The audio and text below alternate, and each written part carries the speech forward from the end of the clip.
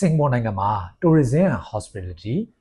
Business, Logistics and Early Childhood ဘာသာရပ်တွေကိုထိထိရောက်ရောက်လေ့လာကြမှာပါ။ Region နဲ့ Study Abroad တို့ရဲ့ World Study Opportunity Event မှာ NIM Nanyang Institute of Management နဲ့တိုက်ရိုက်တွေ့ဆုံနိုင်ပါပြီ။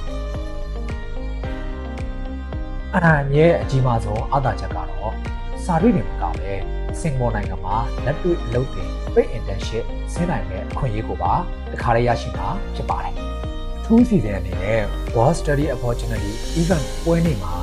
NIM ရဲ့ July Intake ကိုကျောင်းလျှောက်ထားတဲ့ကျောင်းသူကျောင်းသားတွေအောင်ဆိုရင် Study Grant အပြင်လေယာဉ်လက်မှတ်လက်ဆောင်ရရှိမှာဖြစ်တာမို့ဂျွန်6ရက်စနေနေ့နေ့လယ်တနာရီကနေ4နာရီအထိ Novotel Hotel မှာကျင်းပသွားမယ်။ World Study Opportunity Event ပွဲကိုအခုပဲ